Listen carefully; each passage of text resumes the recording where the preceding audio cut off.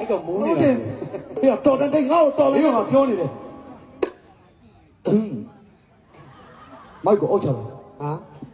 ညီလေးပြောတဲ့အတိတ်ပဲလေကိုမသိလို့ရှင်းတယ်ဟောဒီလိုကွာလူတယောက်ကပြောတော့လေဟေးမနေနဲ့ပြောဒီကောင်ကသူ့အဲ့လိုအမြင်နဲ့ခံရနေတာလူတယောက်ကဘယ်မှာပေါက်သွားလဲဆိုတာအရင်ကြည့်ဘယ်နေရာမှာတိတ်ဆုံးတယ်ဆိုတာပဲရေးကြည့်အဲ့ဒါဖြည့်ရှင်းပြီးတဲ့ဟောဘယ်နေရာမှာပေါက်သွားပေါ့ကိုတိတ်ဆုံးတဲ့နေရာအမြင့်မှာတိတ်ဆုံးသွားဖို့ရေးကြည့်ဟောအဲ့လိုတိလားဟိုအောက်ခြေကနေပဲတက်လာကိုပေါ့ဟုတ်တယ်စကားကြီးမောင်းလာလဲကိုအောင်စပူပဲတိတိုင်ထန်လဲကိုအောင်စဟေးတို့ပြောဒီတိုင်းရှိနေတယ်ဟေးဘူးလေဒါမှမဟုတ်လားဘယ်ကောင်းလဲတော့ငါတော့အေးပြောဝေးကလေးဆိုတော့ဒီတော့မင်္ဂလေးလာလို့ရှိရင်โอเคချောလေးမင်္ဂလေးဆိုရင်ဒီတော့ဘူးလေဘုပ္ပတော်ဘာလို့တော့ဒါလေဘာလို့လဲကြည့်နေလို့ကွာဘာလို့လဲဒီလေအသက်ရှူကြသွားပြီလေမင်းဟာလေပေါ်မှာလေ